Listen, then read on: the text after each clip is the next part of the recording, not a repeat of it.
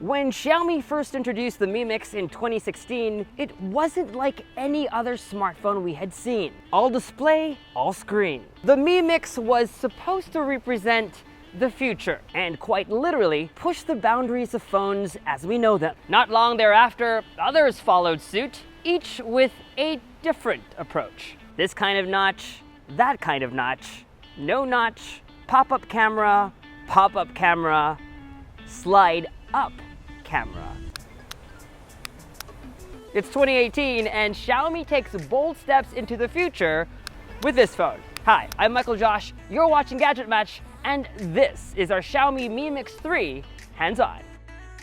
In its first 3 attempts, Xiaomi's approach to borderless design involved moving the selfie camera down here, which meant the phone's upper half looked of the future, while its bottom half not so much, with a front camera that was both awkward and impractical. 4 iterations later, however, and Xiaomi fully embraces full borderless by hiding the camera completely. This gives the phone a 93.4% screen-to-body ratio, and it brings users closer to Xiaomi's original vision for the phone, computing on a single slab of glass. No matter which way you look at it, there's no denying that a notchless, all-display phone is gorgeous. But while this solution solves one problem, does it create another?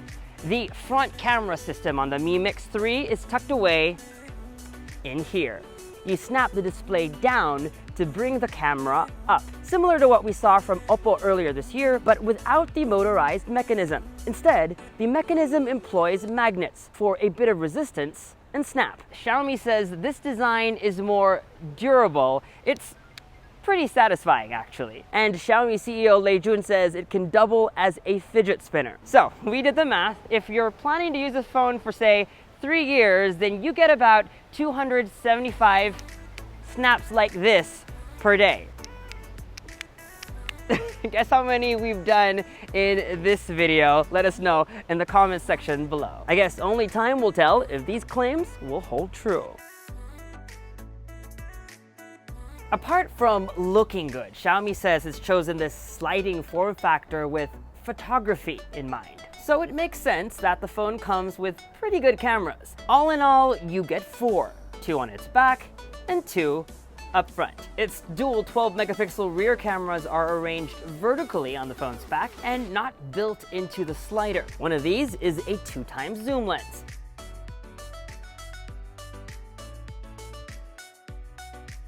These cameras are highly rated on DxOMark, a subjective but still a pretty good measure of smartphone camera performance. The phone is now the 3rd highest ranked smartphone camera, tied with the Samsung Galaxy Note 9 and 1 point above the non-pro Huawei P20. Compared to last year's model, photo quality has improved, as can be seen in these side-by-sides.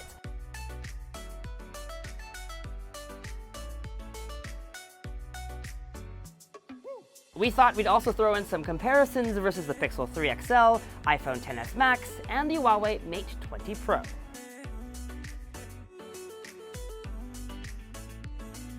Some new features include night mode, which works similarly to handheld long exposure night shots that are available on the Huawei Mate 20 and P20 series. Just select night mode, hit the shutter button, and hold the phone steady until the timer makes a complete circle. That takes about 2 seconds. Resulting images look like this, which is brighter versus the same photos taken without any help. AI camera is still built in. You tap over here to turn it on. AI mode will usually boost color and saturation. I personally prefer to just leave it off. Want to see more? Here are more sample photos we shot around Beijing.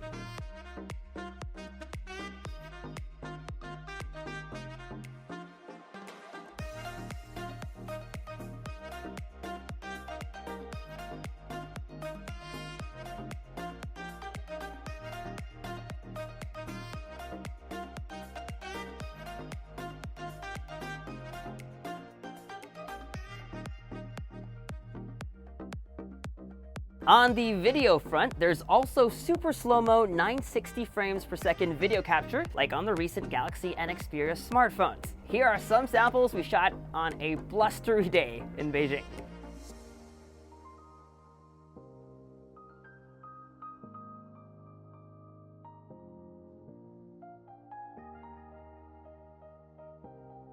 Up front, the Mix 3 has a 24-megapixel selfie camera with a second camera to assist with portrait blur.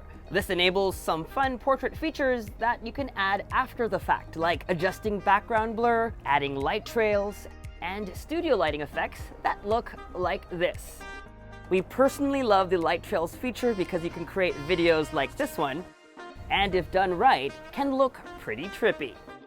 Also, just for poops and giggles, there's a feature called Magic Mirror, which rates your mug on a scale of 1 to 10. But I think it's not working right, because come on, Xiaomi, just an 8.2?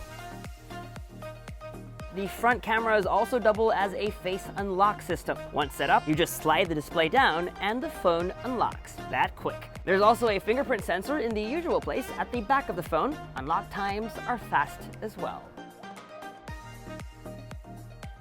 Just like its predecessors, the Mi Mix 3 is a handsome phone with the right amount of curves and a ceramic finish. It looks good from any angle. Apart from the usual black, it comes in 2 extra colors, sapphire blue and this really interesting shade called jade green that looks like, well, a Chinese jade bracelet. The phone is taller and narrower than the Mix 2S, easier to wrap my palms around. It's also curvier and less boxy. The ceramic finish is still a smudge magnet and can be slippery at times. The phone's got an extra button on its left-hand side. In China, it's for Xiaomi's personal assistant, Xiaomi. We're told that Xiaomi is trying to work with Google to make this a dedicated Google Assistant button in time for the phone's global release, although that news has yet to be confirmed. Wouldn't it be also cool if they gave us the option to remap this button to anything that we'd like? A dual 4G nano SIM card slot slides out of the left-hand side, but there's no expandable memory. Up here, carved into the top bezel, is an earpiece. When you slide the display down, you'll find a set of speakers underneath. Bottom-firing speakers and a USB-C port are down below. Sorry, folks, doesn't look like the headphone jack is making a comeback. For those that demand it, here's the Mix 3's spec sheet. Pause if you'd like to keep reading.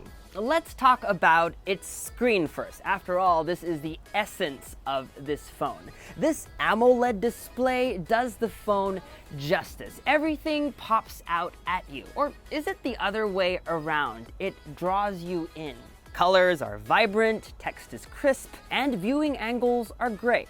Although, just like any of these phones with this taller aspect ratio, videos aren't designed to fill the entire screen, kinda defeating the purpose of immersive entertainment. So, when you're watching YouTube, for example, you can pinch to fill the screen, but expect some content to be cropped out. The Mi Mix 3 runs on Qualcomm's top-of-the-line system on a chip. In our time with the phone, everything felt quick and snappy, and games like PUBG were set to best by default and can be pumped up to ultra without any noticeable lag. The phone will come in different configurations, starting with a 6GB plus 128GB model. That's double the amount of base storage from last year. But it can go all the way to a whopping 10GB of RAM and 256GB of storage. That's a bit overkill, and it's probably just there for bragging rights. Powering the device is a 3,200 mAh battery, not the biggest we've seen this year, and to be honest, for a heavy user like me,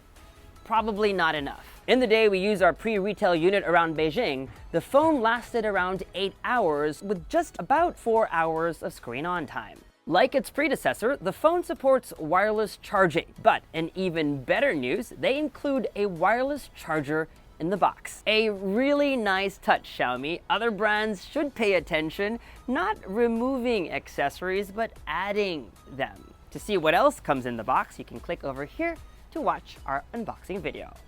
So, is the Xiaomi Mi Mix 3 your gadget match? Not so fast, we're still working on a review and we'll post it on GadgetMatch.com as soon as we get our actual international retail unit. One thing I will tell you is that it's an interesting piece of tech, still with bits and pieces of that future Xiaomi envisioned this phone to represent. This sliding camera is a novel idea, but I'm still curious to see if that idea will stick or if other brands can come up with even better solutions to the no-notch, all-display dilemma.